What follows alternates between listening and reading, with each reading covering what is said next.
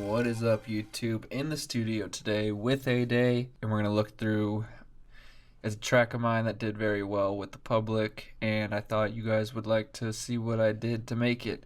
So I'm going to play a little bit of each section, just so if you guys don't know about this track, now you do. You could download it for free, stream it on Spotify, and all that great stuff. So here it is.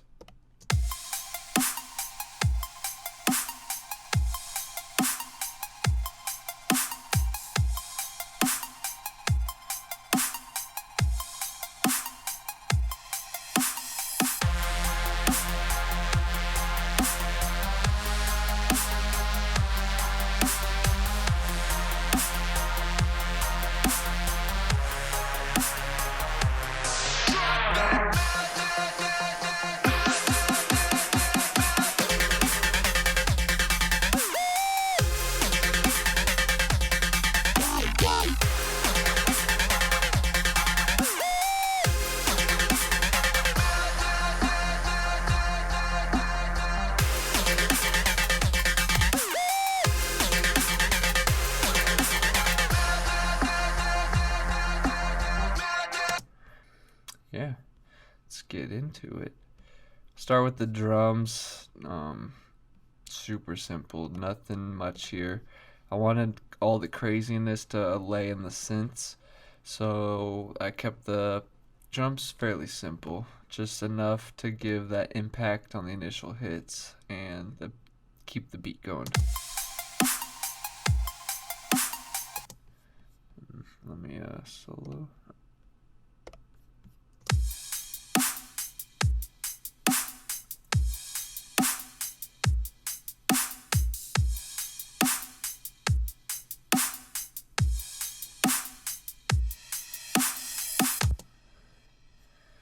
Really, nothing special.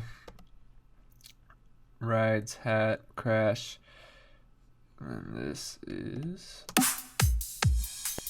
a little swing over just to change the fill, so it's not constant, just these minor changes, and then when it repeats it has that reverse cymbal going, so nothing really repeats twice without change, well, besides these little sections. But the 4-bar loop, you think it's gonna repeat, and then there's just that little change, and then it goes again, and then another little change to go out, as well as other stuff. So if you're gonna do basic stuff, you want to do little progressions like that, so it's like the same, but it's really not. It changes, so it keeps the mind and the listener happy, and they're not like, okay, when am I gonna hear something else?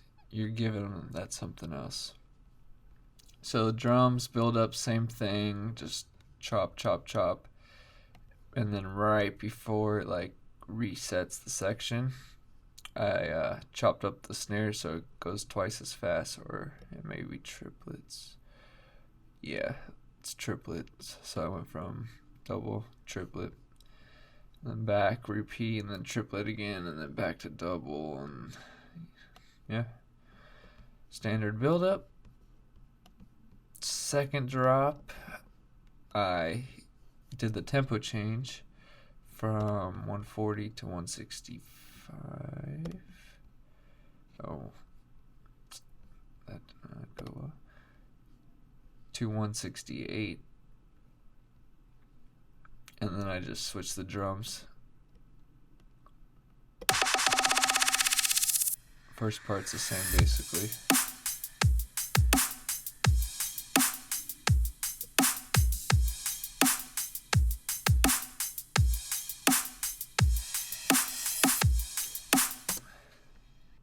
As you can see, cymbals just a little different. Since it's faster, I'm pretty sure I slowed them down. Yeah. So there's little changes like that. Keeps things happy, and plus that tempo change is huge, so it already changes it, so it's... And then the second. So if you want to make a drastic change but kind of keep that same theme going, tempo change is great because then you get like the good groovy flow, and then you could speed it up and get that fast energetic flow, or you could go vice versa from fast to slow. And there's just so much things you could do when you start breaking just a single tempo and start messing around changing tempos. You get some cool results, and especially when you're automating it on the build up, it just here.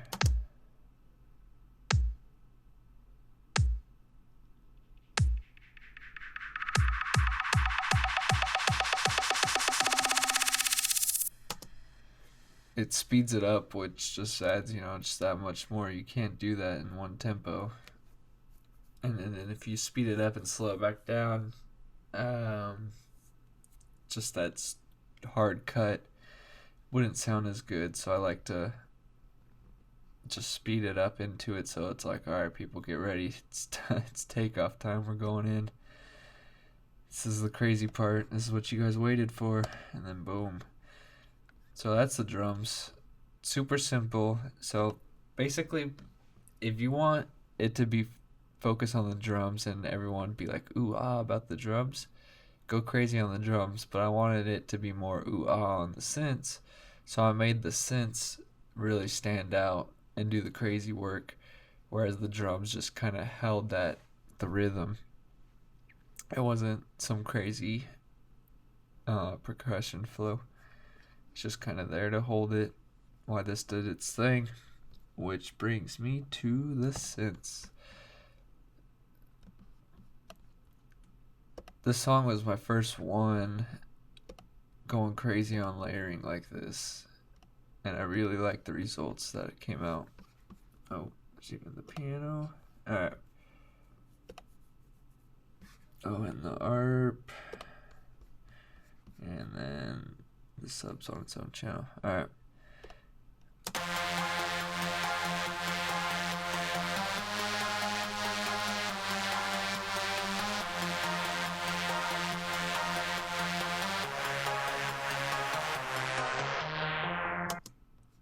Now what each one is doing, we got the piano.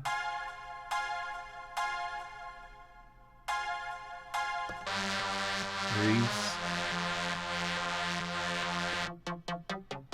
Pluck. Lead.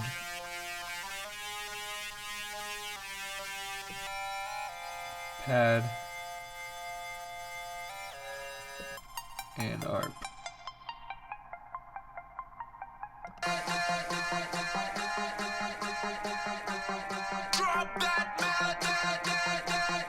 And they're all playing the same thing besides the ARPs. They've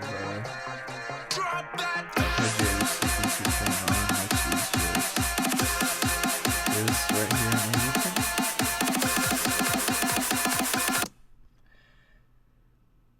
in Ableton. And yeah, it's the synths. It just repeats over and then tails out. We fade it out at the end. So again, I wanted it to be good as is.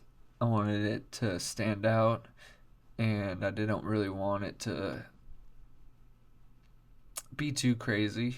Just I wanted it to flow, be constant, something people could remember, keep that theme running throughout.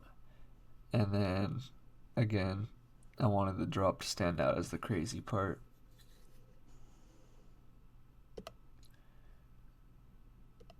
And on the drop, I do have the ARP running, just one. Just that one. Something high that won't interfere with the basses, and it fills it out. Like, you could hear it, but you can't hear it sometimes, which is kind of cool. It's just there, and if you really have a good ear and focus on it, you could hear it the whole time. But it's just that background filler and filling in the higher frequencies and adding a constant rhythm, Just this and the drums can keep you going, which we will try. See, just right here just drives the dancing, and everything else is like, the crazy stuff on top.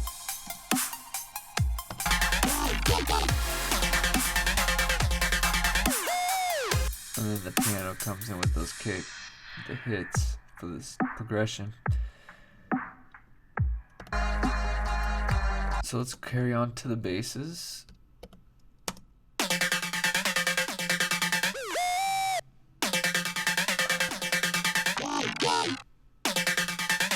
They're all going to be audio. I'm going to guess this one was massive for sure. This other all my laser ones are usually massive. I just haven't really found how to do it in Serum and get the same results and as quick as I can in massive, so I still use massive for most of my laser sounds. That main wobble, I'm pretty sure is massive. Again, it's like that higher-ish laser sound. This one is...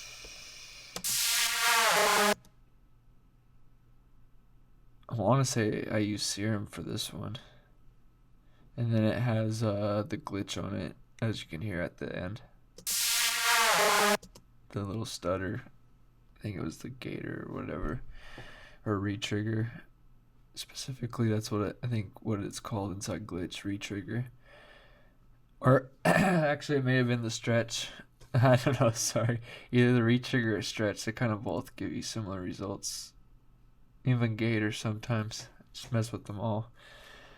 You get cool results. It's fun. And it helps you just push it that much further. You know, like it sounded good like this. Just opening. But then once you add that little hook, it just, I don't know, it just spices it up. Makes it cool. And then, so the laser, yeah. This, I want to say it was Serum. It may have been massive. I really think it was Serum. It just like has that Serum sound to me. Actually, no, this may have been massive. I don't know. When this part played, it sounded like one of these patches I had in massive.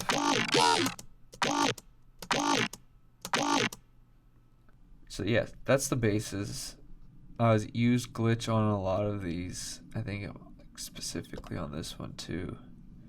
I had like a tape stop. Yeah, like dip down real quick. I had a quick tape stop on it, which was also from glitch 2. Very fun to use.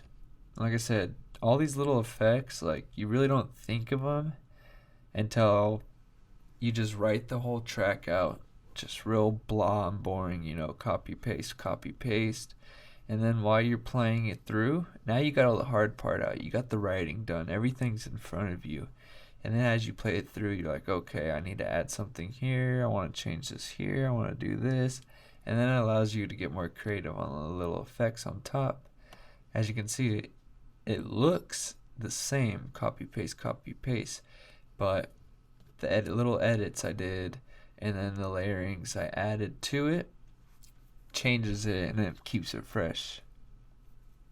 Although I will say this song to me was written just a little long. I like to get in the habit of writing like 2.5 to 3 minute songs, maybe 3:30. Yeah, it's just this one felt longer, but keep the progressions going. I probably would have shortened this and wrote a bridge, which I did, but I would have put it like along the lines inside here, kind of mash it more with the basses is what I had in mind for this. So take that into note. If your drop's feeling long, it's okay to just take out this last section and kind of like strip it down, but keep it elements in there from the drop, and then add some like bridge elements so you could bridge it out into the next section.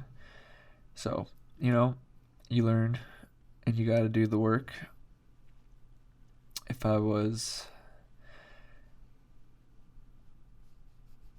worried about it, this would have never happened. And then you do it and you assess it and you learn more. And at the same time, I could teach you guys from this. So It's a win-win. Just do the work, guys. Whether it's good or great, you got to get through it. You can't just have great work all the time. You got to get through the good to get to the great. And hey, people seem to like this song, so it's a win-win-win. So the basses we went through, self-explanatory, just kind of follows these. Won't really show you guys, it's a waste of time. Effects, again, they're just basic stuff. I'll play them through so you guys could hear them. Down sweeps, risers,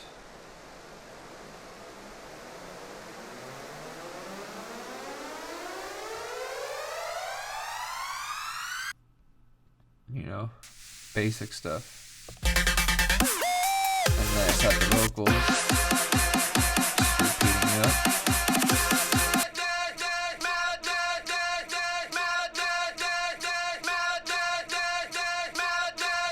Sounds like he's saying Mad Men, but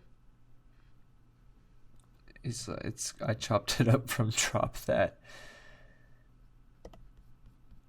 So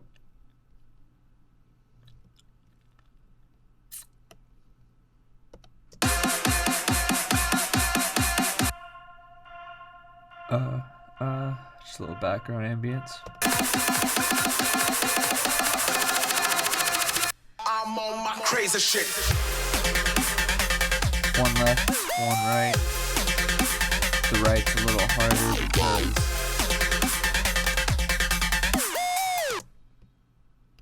I learned in the book How Music Works, really great book, or How Music Really Works.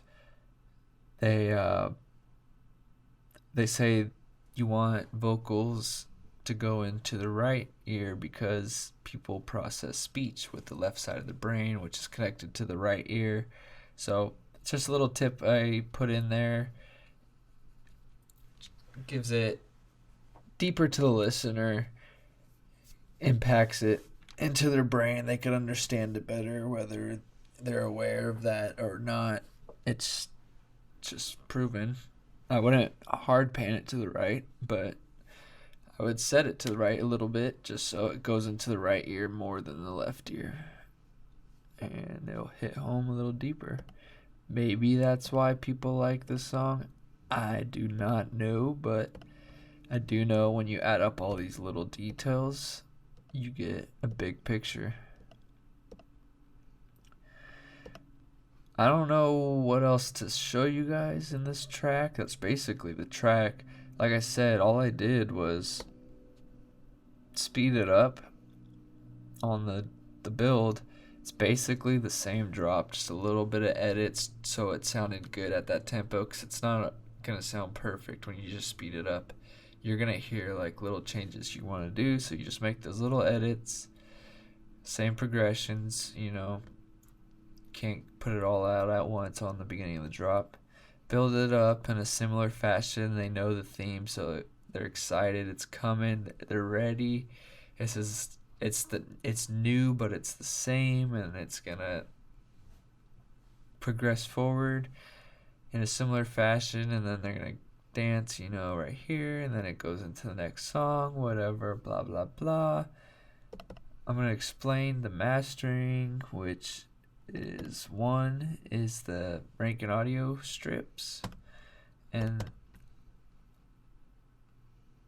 Imager. Yeah, so Ozone,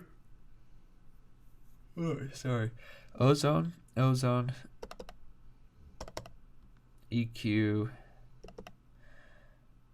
Ozone, stereo, which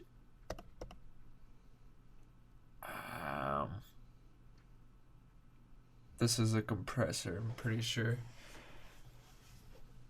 Which I'm pretty sure was just a really hard compressor. And then I used the Fab Filter limiter, which I do not use anymore. I use Ozone because I have Ozone 7. But I do like this limiter. I may have to get in the future, but as of now, I've been getting good results with Ozone 7 as I've been learning that program more. So in the track walkthroughs in the future, we will obviously go into more detail about that and do more Tarant tips on the channel with Ozone 7, as we did a poll on Twitter recently, probably about a week or two ago by the time this is in your guys' possessions.